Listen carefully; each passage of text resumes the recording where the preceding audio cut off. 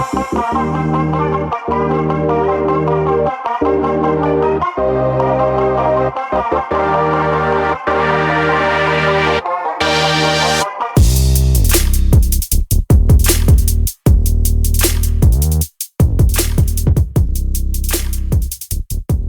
you for checking out Real Talk Personal Finance. Shit's about to get real. Cashflow King with you again today in episode 9 on the fundamentals of estate planning. Truth be told, I was not planning on recording this episode just yet, and I actually was waiting for a buddy of mine who's also a financial advisor who has a really interesting story that's pretty timely that I wanted to have him tell on the show. And we've not been able to get that scheduled yet. I think he might have got cold feet, so I'm not sure if he's going to be coming on, to be honest, at all. And I just had a very interesting client meeting where I just felt compelled to just go ahead and record today's episode. So I jotted down a little bit of an outline here. It's probably going to be a fairly short show with some important information, but I just wanted to do a quick hit and get this out there just based on a meeting that I just had, and this has been on my mind for quite some time. So we are going to talk a little bit about estate planning today. I am not an attorney. I do not give legal advice. This is for education and entertainment purposes only. But if nothing else, I hope that today's episode might serve as sort of a reminder to many of you that if you don't have your affairs in order, that this might compel you to actually take some action. That's the primary reason that I'm recording this show today. I will go through several different items as we go through today's show about things to think about. But again, I am not engaged in the practice of law. I am not an estate planning attorney. So please take this from the perspective of a financial advisor or just a general person out there in the world that's trying to get some good information to everybody. What are we talking about when we talk about estate planning? What is estate planning? And different people might define it a little bit differently. I think the biggest, most obvious response would be that it has to do with making a plan that establishes who's going to eventually receive your assets. And others would also add in that that same plan also makes it known how you want your affairs to be handled in the event that you're not able to handle them yourself. Maybe you become incapacitated or something happens to you. So it's pretty much preparing for what could go wrong and what inevitably will happen, death, in advance. Why is this important, and is the Cashflow King just making this up and saying, hey, this is important shit, so you should definitely take a look at it? Well, no. According to a study on estateandwill.com that was conducted last year in 2021, of the people that they surveyed, 59%, and I actually thought this was kind of low, 59% of the respondents said that estate planning was either somewhat or very important. I don't know who in the world that they polled, but they had 16% of respondents said that it's not important. I don't know why you would think that. And then 14% that said that they haven't thought about it. And I think that's probably the case for a lot of people. But then they took a look of the same respondent pool, percentage of people who actually had an estate planning document of any kind, and the result was 32%. So although almost 60% of people say that estate planning is somewhat or very important, almost 2/3 of the people had no estate planning documents in place whatsoever.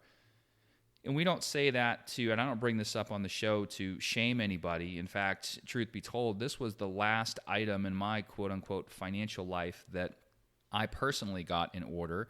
I was studying for the Certified Financial Planner exam and going through the coursework, and I've been a CFP now for several years. And I thought to myself, this is something that I have to get done, especially if it's something that I'm going to advocate the clients need to get done. Like, I can't hold myself out as a CFP professional and not have my own financial house in order when it comes to estate planning. So that was kind of what prompted me to take action, probably well before I was quote-unquote ready to do so. And had I not been pursuing that designation, quite frankly, I may even still not have my shit together in the estate planning department. So it's nothing to be embarrassed about if you don't have your documents in order, or it's something you just never even thought of before, or you've thought, I need to do this, and you've thought that for the longest time, for years and years, and you just haven't done it. Take this as an opportunity to kind of give you a swift kick in the nuts or a swift kick in the ass or a swift kick in the fill in the blank for whoever's listening to our explicit show, and go out there and do what you need to do to get some assistance with this stuff. So let's talk a little bit about it. Why is this even important? Why are we doing a little mini show on this today? And really, either you can decide what happens, or ultimately, if you're in the U.S., your state will decide what happens if you die intestate, which is without a will, basically. I think most of us would rather have some sort of control over what happens to our affairs when we're gone, and then also who can handle our affairs in the event that we're not able to, again, if we were to become incapacitated during our life. It's something that definitely makes sense to, you want to get with an estate planning professional to put these documents in order and get some things down on paper.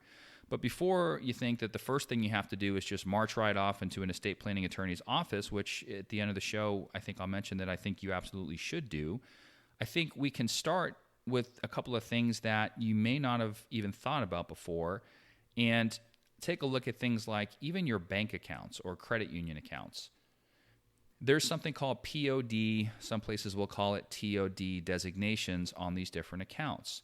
POD stands for payable on death, and TOD stands for transfer on death, and for all intents and purposes, those are pretty much the same thing, where you can designate, sort of like a beneficiary, you can designate somebody that if you were to get hit by a bus or be in some sort of tragic accident, by operation of law, that account would automatically pass directly to that named individual without having to go through probate court or any other delay on getting the assets to ultimately where you want them to go. So if you haven't done that, or you're not sure if you've done that, especially if you have an account that's in your own name and it's not a joint account, and even if it is a joint account, you want to check on how that account is registered. But if it's an individual account, you want to make sure that you have a POD, payable on death, or TOD, transfer on death designation for that account. And keep digging until you get somebody that ultimately enables you to put that designation on there. If you contact the first person at customer service, or you march into your local branch and you look at the first bank teller that's there, they may not exactly know what needs to happen, but if you continue up the food chain ever so slightly, you should be able to get a POD or TOD designation on the account if you need to. The next thing is just the importance of beneficiary designations. And again, this is the reason that kind of prompted me to record this episode today before I was really planning on it, and without the guest that I was planning on recording it with. I had a meeting with a client who's 74 years old, and thankfully they have their estate planning documents and everything in order.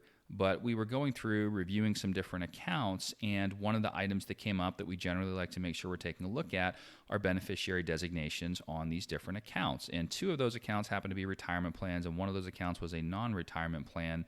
And we went over, and as we're starting to go through the beneficiary information, the client mentioned to me that she was very proud to say that they had their will, and this is how they had it written out in the will, and all those sorts of things. And she was under the impression, as are a lot of people, that somehow the will is going to override a beneficiary designation on a retirement plan. And the truth is that retirement plans and other types of accounts, certain contracts, will pass by operation of contract to a named beneficiary if you have one, and hopefully you do. So you could have a will that says leave everything to little Johnny, but your retirement plan says that Jane is the primary beneficiary at 100%. And legally, if you pass away, the retirement company has to pay those proceeds out to your named beneficiary on that election form. And for those geeks out there, when I say pay it out, no, it doesn't necessarily mean that they're forcing a distribution. They're going to have the same inheritance options that any other beneficiary would have, and it's based on a number of things. Are they spousal? Are they non-spousal? Was the original owner past the required beginning date, and all that good stuff? So for all those fucking nerds like me out there, let's not take that too technically. The point is, you have one person named in the will and somebody else named as a beneficiary on the account. They're going to pay to the beneficiary that's named on the account.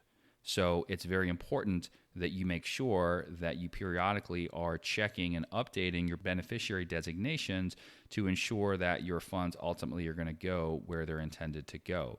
And in a lot of cases, the will and what the will says will fully support and be identical to what the beneficiary designations say. But a lot of times, again, if somebody updates a will, especially if they have something like they're remarried, they were divorced, they got remarried, for example, and they don't update their beneficiary designations on a retirement plan or a life insurance contract or anything like that, a lot of people will find out the hard way that it's going to pay to whoever's named on those contracts. So just something to keep in mind, and something I would encourage everybody to do before you march down to your estate planning attorney's office to get the rest of these documents that we're going to talk about in order.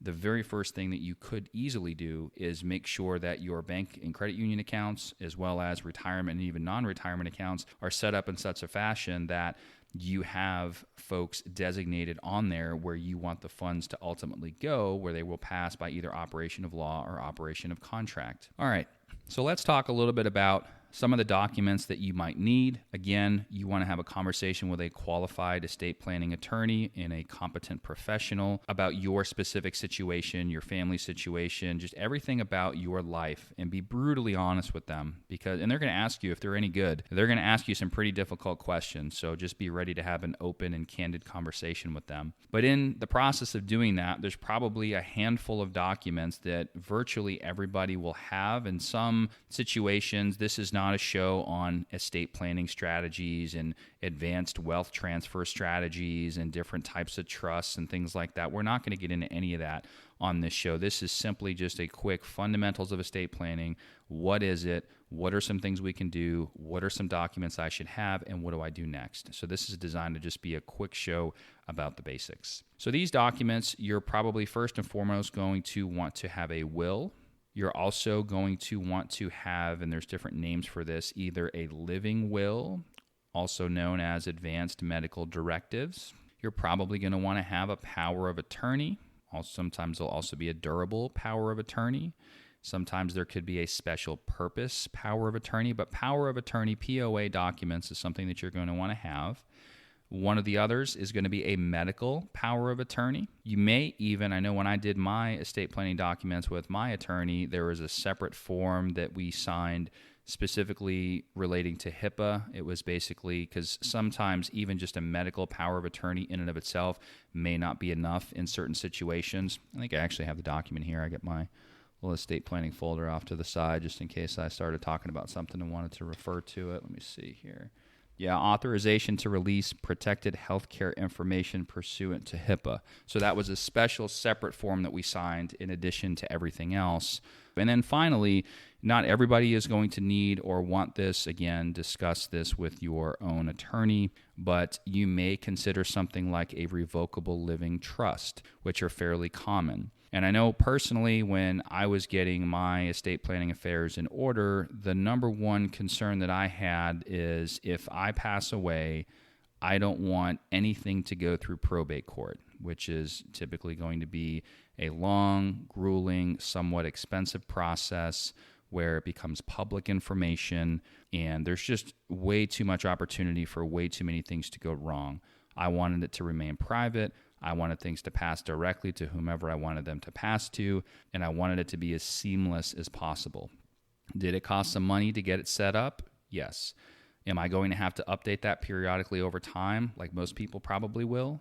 Yes. But I can tell you that it is absolutely money well spent. So it's not a one and done process. You are going to periodically want to review the documents and review your situation and just update it as necessary. And for the most part, any major life event is probably a reason to check on and probably update your estate plan. That could be due to marriage, divorce, birth of a child, if somebody else that was in your documents passes away, any of those things, and I'm sure there's a laundry list of others where you're going to want to make sure you're making appropriate adjustments to your estate planning documents. So this would be one area that I would strongly encourage you to spend the money on getting a competent estate planning attorney in your state who knows the laws in your state, and that's very important. That's definitely something that you're going to want to make sure that you're not going online to LegalZoom or any of these other websites, and it's not meant to shit on them, and I'm not saying their stuff's not good,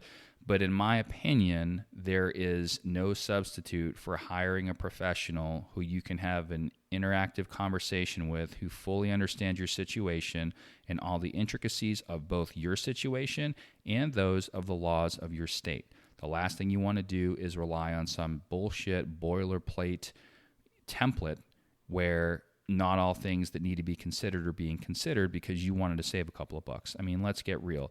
We all spend money on things that we value. We probably all also spend money on things that we don't. But this is an area that I think is way too important to try to go the DIY, the do-it-yourself method. And I would strongly encourage anybody to seek out the services of an estate planning professional. So with that said, again, this is going to be a really short show. I may eventually add in, if I get permission from my buddy of mine, his story, or if he ever is willing to come on the show, which hopefully he reconsiders, that we might record a clip and put it at the end of this episode, because I'm not going to spoil it. I'm not going to tell his story without him, but I remember talking with him as he was going through some things during a very difficult time. And there's no substitute from hearing that firsthand from the source. So I'm not even going to attempt to duplicate that effort or, take the place of the impact that could have if we can get him on the show. So with that said, thanks again for taking a few minutes to listen on the fundamentals of estate planning. If you've already got your estate planning documents in order, that's awesome. Congratulations. But I can guarantee you one thing, and that is you also probably know somebody who doesn't have their documents in order, or maybe you're not sure if they have their documents in order. So what a great opportunity. I will put in a shameless plug for the show. What a great opportunity to share the show with them, not only for the estate planning quick segment, but also for all the other awesome episodes, I think, my opinion is obviously biased, that we've had so far on the show. We really appreciate everybody's listenership. Since we recorded the last show, I think it was just a few days ago, actually. I keep checking the different locations on here, and most recently, we have additional listeners from Russian Federation, and we also had a spike in listenership out in Sharon, Pennsylvania. Shout out to the folks in Sharon, Pennsylvania. We had a pretty nice uptick for folks listening to the show out there. So keep it up. Hope you guys like it. Again, thank you for taking the time to listen today in episode 9, Fundamentals of Estate Planning with the Cash Flow King. We will see you in the next episode. Check the mic and make sure it sound right, boys.